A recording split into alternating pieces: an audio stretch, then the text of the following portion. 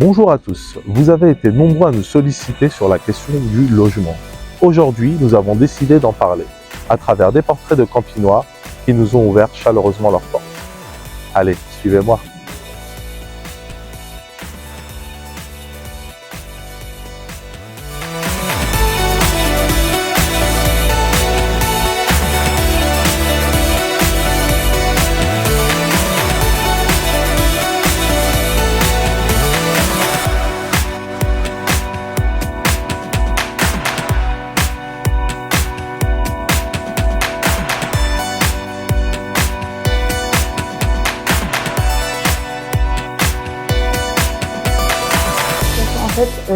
J'habite ici depuis 2017 et 2019 j'ai eu des problèmes de moisissure et j'ai commencé en 2020 à réclamer.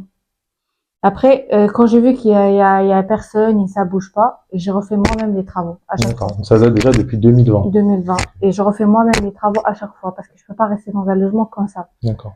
Et il y a 4 ans, ça a commencé à sortir beaucoup les moisissures. Et quand même, j'ai fait les travaux moi-même parce qu'à chaque fois que je réclame, il n'y a rien du tout. D'accord, il n'y a pas de suivi. Il n'y a rien. Okay. Pas du tout. Vous avez fait des démarches? Ouais, okay. J'envoie toujours par des emails, des photos. Je vois que vous m'avez préparé. Voilà, ça c'est des emails. Et là, c'est les photos ici, de logement qu'on m'a laissé et tout. Mais il n'y a toujours rien. J'ai été au service hygiène à la mairie. Dans 2 semaines, ils vont passer. D'accord. J'ai appelé ce service-là pour la santé. Par email. L'ARS? Ouais, voilà.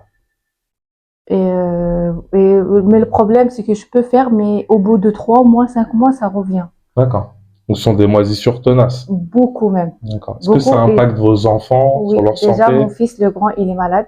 Il a un certificat médical qu'il est allergique. Tous les matins, il se réveille avec le nez bouché, les yeux qui grattent, la gorge qui est sec, qui tousse. Ils sont tous malades. J'ai 4 enfants. Oui, donc ça impacte vraiment la santé de vos enfants. La santé de mes enfants, c'est ça le problème. C'est ça, que j'arrive pas à supporter, c'est parce que ça joue contre la santé de mes enfants. Si c'était moi, c'est pas grave. Mais là, c'est mes enfants. Quand même vous, votre santé. Mais j'ai l'impression qu'ils s'en fichent, problème. Ouais. J'ai l'impression qu'ils s'en fichent. Malgré, j'ai été plusieurs fois là-bas chez eux, j'ai montré, j'ai pleuré, j'ai ramené carrément mes enfants, j'ai dit, regardez, j'ai un certificat médical, il faut faire un truc. Ils s'en fichent.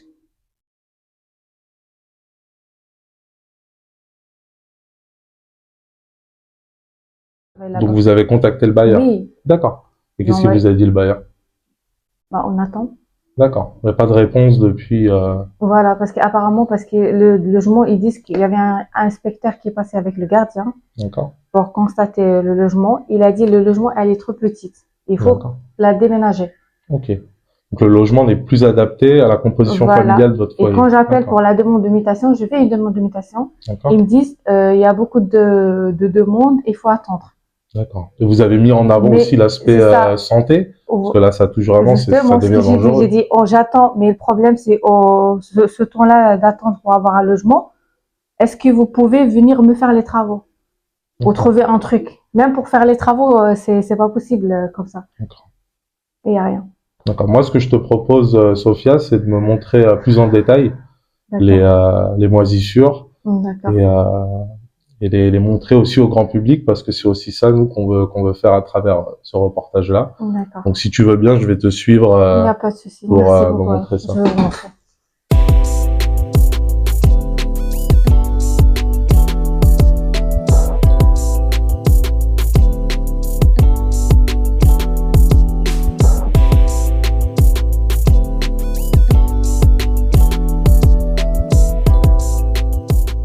On n'est pas pris en considération.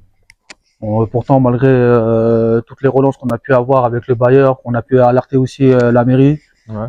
Rien n'a été fait. À chaque fois, le bailleur est au courant. Ouais, bien sûr, bien sûr, bien sûr.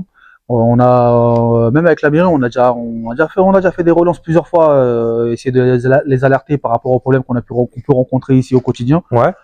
À chaque fois, c'est des petites mesures qui sont faites, c'est des petites mesures précaires, on va dire. Ça dure à peine 3-4 jours. Bah, comme là, quand il y a eu le feu, ils ont mis un mec de la sécurité pendant 3-4 jours. Ouais. Il s'est barré et 4 jours après, il y a eu encore un départ de feu. Et vous payez un loyer pour bien sûr. Bah, là, ce on box, paye, pas pour ces on va box. dire à peu près presque 80 €. Hein, parce que moi, j'ai ma femme qui a un box en dessous. Ouais. On paye quand même 80 € par mois, hein, quand même. Ok. Tu vois. Donc à l'année, ça fait quand même presque 900 €.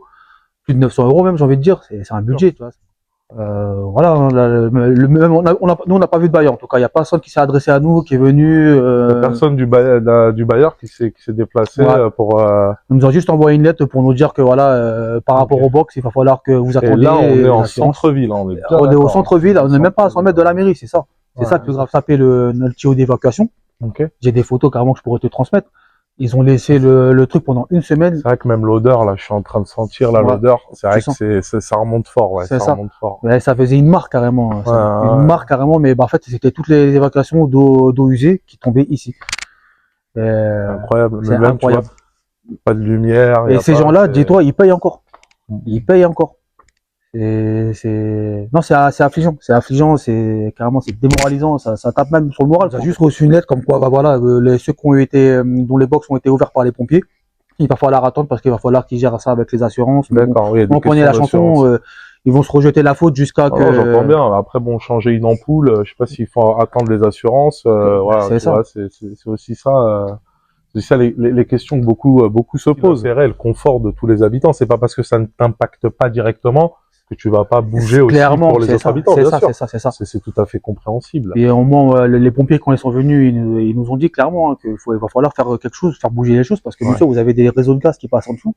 Si demain, il y a encore un départ de feu et qu'on met un peu de temps à venir, si demain ça pète, c'est tout le bâtiment qui s'écroule. Ouais, et là, en fait, on joue avec la sécurité des gens, c'est ça. Et pour moi, ça relève même de la non-assistance en personne en danger. C'est pour ça qu'en fait, il faut que ça soit documenté, il faut que ça soit relayé, faut que ça remonte au plus haut, bien sûr. Au niveau de l'administration. On va essayer de faire. En tout cas, c'est l'objet de notre reportage, c'est de montrer la réalité aux Campinois, le concret, voilà, le terrain, le concret. Donc, on va essayer de tout faire pour.